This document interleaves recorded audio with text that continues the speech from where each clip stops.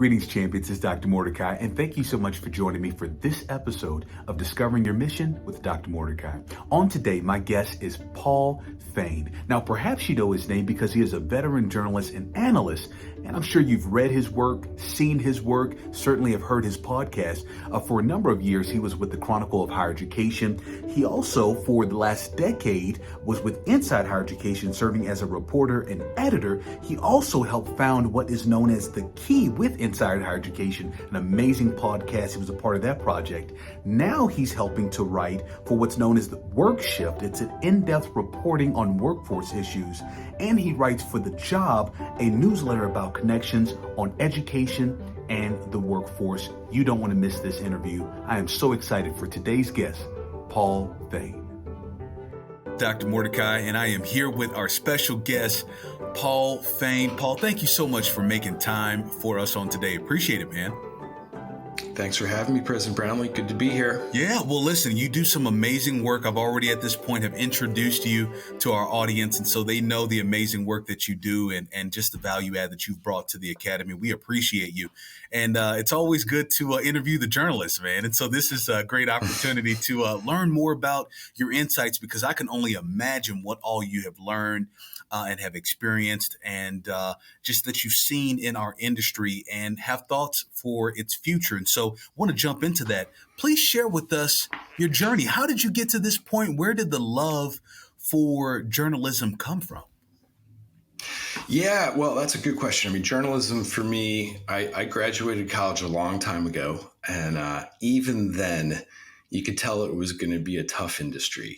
The internet thing was going to do something. So I had my doubts. It took me a while to kind of find my way, but it's in my blood. It's what I'm good at. It's what I like doing. And I've been fortunate enough to do it most of these years. But I started at the Chronicle of Higher Education about 2004. So that's when I really got into covering higher ed, and wasn't sure I'd stick around this long. But there's, as you know, it's touches so much. It's a pretty fascinating thing to write about. That's awesome. I could only imagine that you've had some mentors and some inspiration throughout the years. Just want to honor their names. Who are some folks that you saw in the industry that inspired you, that really has been your guiding star in doing this work?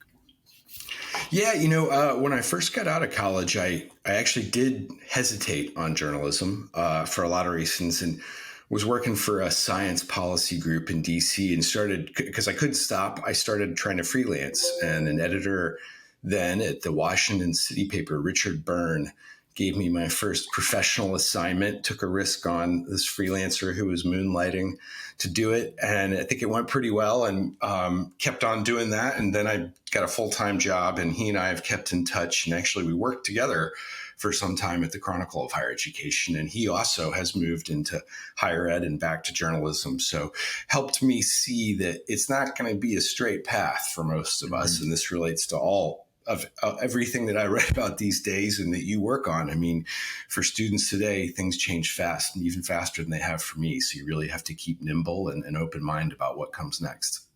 This kind of takes me to a question I definitely want to ask you, and it's been on my mind ever since you agreed to have this time with me on today. What are the trends that you're seeing, Paul? Because again, just for the listeners and watchers, you've worked for Inside Higher Ed, you've worked for the Chronicles in Higher Education. You currently now are writing for your own publication, The Job, as well as working on Work Shift. You're seeing a lot. Where are we headed in higher education, Paul? Tough to say, but as you know, this is a time of great change. I mean, I think most folks, my expertise is an inch deep and a mile wide. I talk to a lot of folks like you who are on the ground who are really seeing what's happening. That's the only way I know anything of value. But because I talk to a wide range of people, I think I can get a sense of some of what is bubbling up. And, you and I have talked about this before. I think really as much change as we've seen in this country in higher education since the GI Bill's impact on society, frankly, where you had a great increase in access and a big change in jobs. I think we're seeing some of that. I don't need to tell you, the pandemic both changed a lot and revealed a lot. It's hard to believe, but I think in this country we have tolerated a lot of inequity in our pathways to and through college. No news flash there, but I think it really showed how hard it is for low-income first-generation people to, first of all, even know what path to pursue, but to make it happen when they're getting tugged in every different direction. And, the pandemic, I think, revealed that and the enrollment crisis that we've seen in higher education, particularly the two-year space, but others, reflects that. But, I think to me, one of the other pieces that makes this such an interesting time is that the labor market is changing pretty rapidly. I think maybe even about to change even more. I do believe that the skills needed for jobs are moving pretty fast, and what employers want and need are changing quickly too. So that connection between college and work, I think, is really the hot area right now. As we think about the needs of our workforce throughout the country, as we think about globalization, as we think about the changing economy, technology, these various disruptions that are definitely taking us into some different spaces that we have historically not experienced, what advice would you have for institutions that are right there having to make the hard decisions? They're having to look at their institutional missions. They're working with boards. They're working with stakeholders. And they're having to re-envision what does the next 10, 20, 30, 40 years for their institution look like? What advice would you have for them? That's a great question. I think it's hard for me to tell, what is the difference between an institution that does employer partnerships really well versus the average institution. But I do get the sense that there are some that are really proactive about seeing around corners. It's a term I heard a couple times this week, anticipating via, it can be faculty members who I just read this week, who have really good contacts with industry, listening to what's coming. And I know that sounds easy for me to say, much harder to do in practice. But as you know well, some hard choices that need to be made when it comes to programs where the outcomes just aren't there, and shifting to where, those high demand, good wage jobs are. But as Ann Kress, president of Northern Virginia Community College, told me this week, that's all great if you don't have the incentives. If policymakers aren't incentivizing moving in those directions. And so I think the question of really being aggressive and working with employer partners and state and federal policymakers to help colleges offer those fields, because as you all know, unfortunately, a lot of the highest demand fields are the most expensive to offer. Mm-hmm. And I think colleges need help to make that happen. I want to talk about the project that you're currently working on now, the job, as well as what you're doing with WorkShift. Can you tell the listeners, the viewers, a bit about how this came about and just to give us a sense of, the work that you're covering, the great work that you're doing, and how they can follow you in doing this work? Well, thanks for saying that, and thanks for asking. I was at Inside Higher Ed for a decade. Still, I keep close ties to folks there, really respect what they're doing to cover the fast changes in the industry. When I was there, I was an editor and entirely focused on low-income students, underserved populations. So that's community colleges, it's for-profit institutions, it's regional publics, where the change and the hardest work is, as you know. I increasingly thought, having covered the reform movement over the last 15 years or so, where we went from college access for all as a priority in this country to increasingly prodding higher education to take responsibility for the completion of students, which it's hard to remember that wasn't something I think higher ed had accepted 10, 15 years ago. But I think now, again, that next wave is being more attentive to what comes after college. And I had wanted at Inside Higher Ed to try to open it up a little bit and cover both the employer side of this and the K-12 side, to be honest, and even the non-college alternatives like apprenticeships, skills training organizations like Year Up. And that's hard to do in a higher ed specific trade press publication. So I decided to leave in the pandemic and to start this newsletter that's really free from any kind of silo, which is very hard to do, frankly, because advertising revenue models depend on industries that are focused on what you're covering. And I'm pretty fluid in what I can do. And as you know, I mean, this journey for students is not easy. It has to start in middle school, frankly, with career exploration, really understanding who they are and who they want to be, having career options to experiment throughout. So sometimes I write pieces that aren't about higher ed, that are about employers and maybe even K-12 partnerships. I did something like that about the Tulsa K-12 school district. And that, to me, it gives it a better, fuller picture of this enormous societal challenge, which I put right up there with, wealth inequality, income inequality. To me, is what this beat really is. And I'm doing that now through a weekly newsletter that's independent and through a nonprofit newsroom, very smaller operation. It's me and one other person doing this part-time. But to really focus on people who are interested in that whole journey, employers, talking with employers and writing for them about some of the most promising developments in post-secondary education. That's the new piece of what I'm trying to add here.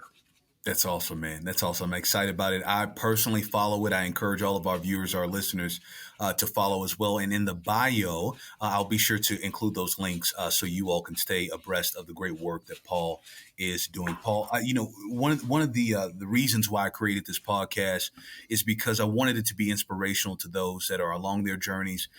They're discovering their own personal missions and trying to understand where life is taking them and how they can bring value to society. My question to you is, I can only imagine along your own personal journey that there's been challenges. There's been, times where you had to, for your own self, see around the corner and work through those to realize who you are and what is that your value add was going to be to society. Just curious, man, what nuggets of wisdom can you share for those that are seeking inspiration to just understand how they can make it beyond their own challenges? It's a great question. Thanks for asking it. I think I've obviously been pretty fortunate, but I definitely have had to reinvent myself multiple times in this career journey. Wasn't doing web interviews in 1996. Let's put it there. That's tough. That's tough for people. I think about this sometimes in music, right? I have a young child. I believe you do as well. She listens to music that to me is very different. A lot of auto-tune vocals that for me are hard to sing along with. The hook starts earlier than that stuff I used to listen to where it was like a minute and you're like, where's the vocals? And that doesn't mean you have to like that. But to me, you have to have an open mind. You have to keep on trying to expose yourself to the now. And, that applies to your career too. I mean, I remember doing my first kind of live audio interviews, podcasts at the Chronicle a long time ago, and was like, that's not what I prepared for as a journalist, but tough. That's what's happening. And, you just got to keep on trying to pick up skills that you're not sure will pay off. But most importantly, and this goes for me as well as anyone, we're seeing more and more research to this effect, social capital, man. Keep asking people for help, whether it's the informational interviews, finding a mentor. I had one, Rich Byrne. I brought him up earlier. You can't do this on your own. And we're increasingly, as a society, I hope, accepting that for somebody like me, it was a 4-year degree and my parents went to college. It's a lot easier to figure out how to navigate this journey than for those that didn't. And I think that goes both ways. I mean, I think the students have to seek that out, but they have to have mentors and volunteers who are ready to help them. Love it, man. So much gold in what you just shared. And I'll be sure in the outro as well to highlight much of what you've shared. I know that our time is limited, my friend, and I want to respect your time. So I'll just go to my very last question. For those that are used to following this series, know that my last question tends to be what I'm about to ask you now. And that is, Paul, share with us, what is your personal mission statement and why? It's a great question. To me, I would have to say I've got a few, but the one of the primary ones that I'll use here is you are living your values. I think I sometimes talk to people who are like, how do you live your values? How can I better follow what I believe in my personal life? And my answer to that is you are. I believe that we all have agency and the choices we make are what we are held accountable for. So, I think that sounds tough, but I think, I really don't have anyone to blame about where I am today but myself. And I don't blame myself, but I've made these decisions and these are my values. And I think, in this day and age, I think it's easy to get frustrated with systems and people who you disagree with. But I think focusing a bit more on your choices and what you are because of the choices you make is a good policy. I love it. I love it. I love it. Paul, thank you for being a truth teller. Thank you for all the work that you've been doing all these years. And in many ways, man, as a fan of yours, I believe you're just getting started. So thank you for allowing us to be a part of the ride. And thanks for all that you do. Paul, once again, thank you so much for your time and wisdom shared on today. Now, to the watchers and listeners at this point in the journey, I'd like to share with you my 3 key takeaways from today's interview, and I certainly want to encourage you to identify your key takeaways. Here are mine I'd like to share with you. First one, Paul talked about the need to expose yourself to the now. There's so much happening in and around our industry, around education, around society. It is so important to stay in tune with what's taking place now to have a better understanding of how to add value moving forward. Secondly, Paul talked about the need to advance your own social capital, the importance of social capital. This has been a reoccurring theme that we've heard from many of the guests on this show, and that is you can't do this work by yourself. You have to know how to ask for help, utilize your network, build your network, utilize that network, know how to ask for help. Last but certainly not least, Paul talked about staying in tune with industry. There are so many disruptions that are taking place in respective industries, in society as a whole. It is so important to understand what is taking place with industry. So especially as educators, we know how to deliver effective, efficient, relevant learning outcomes based on the needs of society today and for tomorrow. With that said, I hope you enjoyed today's episode. I certainly enjoyed providing it to you. Take care, champions. I wish you all the absolute best, and I'll see you on the next episode of Discovering Your Mission with Dr. Mordecai.